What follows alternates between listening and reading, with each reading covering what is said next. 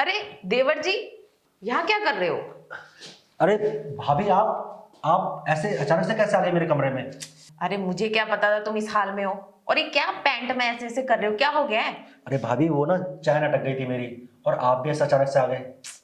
अरे हाँ, वो तुम्हारे भैया ढूंढ रहे थे ना तुम्हें, इसलिए चली आई थी। अरे भाभी, आपको कम से कम मेरे कमरे में आने से पहले पूछना चाहिए ना। कम से कम दरवाजा नॉक कर लेती। आपको पता है कि आपके घर में एक जवान देवर है। अरे अकेले कमरे में कुछ भी कर सकता है वो, और आप ऐसे अचानक चली आई। अब देखिए ना, मैं यहाँ पे कुछ कर रहा था और मेरी चैन अटक गई। अब ये चैन ना निकल ही नहीं रही है, बहुत देर से इसको निकालने की कोशिश कर रहा हूँ, और आप भी अचानक से आ गई। अगर वो चैन कहीं और फंस जाती फिर बताइए मैं क्या करता। अरे जवान देवर है तभी तो ऐसे चली आती हूँ मैं। और मैं ये कह रही थी, तुम्हारे भैया कब से आवाज लगा रहे हैं, तुम सुन क्यों नहीं रहे थे? और क्या 24 घंटा तुम्हारी चेन फंसती रहती है? लाओ मैं मुंह से ढीली कर देती हूँ। क्या भैया बुला रहे थे? चलो कोई नहीं, वो तो मैं भैया से मिल लूंगा बाद में। लेकिन आप बताइए, आप ये क्या बोल रही थी, चैन मुंह से ठीक कर देंगी? अरे नहीं भाभी, ये मुंह से ठीक होने वाली चैन नहीं है। आप एक काम करिए ना, मेरे लिए ना मोमबत्ती ला देना। इस पर मोम लगा लूंगा, तो थोड़ा सॉफ्ट हो जाएगा ना, तो लग जाएगी ये।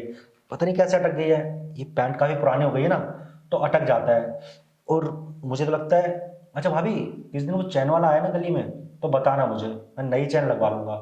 क्या फ़ायदा, आप किसी दिन अपने मुंह से इसको सही करने लग जाएं, और चैन सही होने के बजाय कुछ और ख़राब हो जाए। समझ रहे हैं ना मैं क्या कह रहा हूँ? क्योंकि अब जवान हूँ, तो जवानी में तो ऐसी गलतियाँ हो जाती हैं। अब पता चले कि कहीं आपके साथ मेरा मूड बन जाए, और भैया को पता लगा ना, तो आप सोच लेना भैया मेरा क्या करेंगे। इसलिए मैं चाहता हूँ कि आप ये सब मुंह से ना करें, आप मेरे लिए बस मोमबत्ती ला दो। अरे देवर जी, अगर मोमबत्ती से करोगे तो आग नहीं लग जाएगी तुम्हारी पैंट में भी और तुम्हारी जवानी में भी? और मैं मुंह से कर देती हूँ। और वैसे भी मैं तो चाहती हूँ कि तुम्हारे अंदर कुछ अरमान जागे। और वैसे भी मैं भी तुम्हें देख के ना वैसे ही परेशान हो जाती हूँ, सोचती हूँ बेचारे तुम अकेले, अभी तक तो तुम्हारी शादी भी नहीं हुई। तुम्हारा भी तो मन करता होगा ना किसी के साथ मजे लेने का। सोचो ना देवर जी, मुझे आप पे दया आ गई, बस इसलिए चली आई। मैं भी सोच रही थी कहीं देवर जी का अकेलापन दूर कर दूं, किसी काम आ जाऊं देवर जी के मैं। अरे वाह भाभी, आप तो बहुत अच्छी हैं, जो अपने देवर के बारे में इतना कुछ सोचती हैं। और एक भैया हैं, उनको तो मेरी शादी की चिंता ही नहीं है। उनको तो कोई फर्क ही नहीं पड़ता कि मैं जवान हो रहा हूँ, बड़ा हो रहा हूँ। अरे कम से कम शादी ब्याह करा दे मेरे। और वैसे सर्दी का मौसम चल रहा है भाभी, अगले रात को मुझे नींद भी नहीं आती है। मैं तो ये कह रहा हूँ कि आप मेरी जब इतनी चिंताएं करती ही हैं, तो जैसे अभी मेरे कमरे में आप घुस के आ गई, ऐसे ही कभी रात को आ जाइए ना बिस्तर पे, ताकि हम दोनों बिस्तर पे मज़े कर सकें। नहीं, मैं मतलब इसलिए कह रहा हूँ क्योंकि आपको बहुत चिंता थी ना मेरी, इसलिए बोल रहा हूँ। आप मेरी बात को कुछ और मत समझिए। वैसे भाभी, चलिए ना, उधर बैठते हैं। अरे देवर जी, जहां तक रही सर्दियों की बात, आपकी ये सर्दियां तो मैं दूर भगा दूंगी। मेरे शरीर में इतनी गर्मी है ना कि आपको सर्दी का कुछ एहसास ही नहीं होगा। मेरे साथ सिर्फ 2-4 दिन गुजारिए, फिर आप सारा अकेलापन भूल जाओगे, अपने भैया की तरह ना खुश रहोगे, और फिर मेरे आगे पीछे लट्टू बन के घूमोगे। पर हाँ, आपके भैया को शक नहीं होना चाहिए कि आपको भी मैंने गर्मी दी है या सर्दी का एहसास कराया है। अगर भैया को शक हो गया ना, फिर वो तो मुझे घर से निकाल देंगे। और पता है ना आपको, आपके भैया कितने पॉजिटिव है, छोटी छोटी बातों को लेके मेरे पे बहुत शक करते हैं। कभी मैसेज आ जाए किसी फ्रेंड का तो शक, हर बात को लेके शक करते हैं। तो इसलिए मुझे ना थोड़ा डर भी लगता है। और अगर हाँ, मैं आपकी इतनी हेल्प कर रही हूँ तो सिर्फ एक शर्त पे, ये बात सिर्फ हमारे बीच रहनी चाहिए, और मैं रोज रात को आके आपका बिस्तर गर्म कर दिया करूंगी।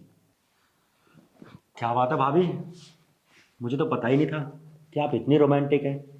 अब पता चला मुझे कि भैया इतने खुश क्यों रहते हैं, क्योंकि उनके पास आप जैसी खूबसूरत बीवी जो है।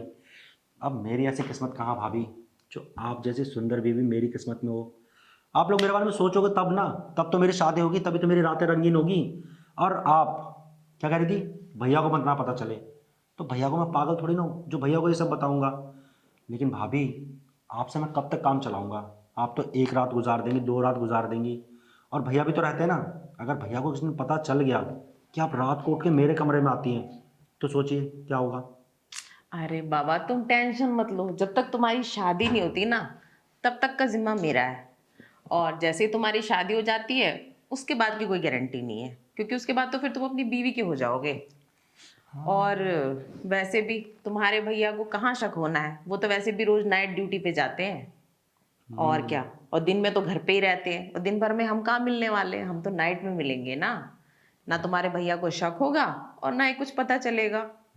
और वैसे तुमने सही कहा, तुम्हारे भैया की किस्मत अच्छी है कि मुझे ऐसी रोमांटिक बीवी मिली। आजकल कहाँ रोमांटिक लड़कियां जल्दी मिलती है। तो भाभी ये रोमांटिक पना कभी मुझे भी दिखाओ ना। अरे मुझे भी तो दिख पता चले कि मेरी भाभी कितनी रोमांटिक है। अब ऐसे खड़े खड़े बातों से तो पता नहीं चलने वाला। देखे ना भाभी, मेरा ये बेड कब से आपकी इस खूबसूरत जवानी को अपने ऊपर लेने के लिए तड़प रहा है। अच्छा, तो चलिए ना। तो चलो, आज मैं तुम्हारे ऊपर अपनी खूबसूरत जवानी बरसा ही देती हूँ। चलिए भाभी, अब तो मुझसे भी सब्र नहीं हो रहा है। आओ।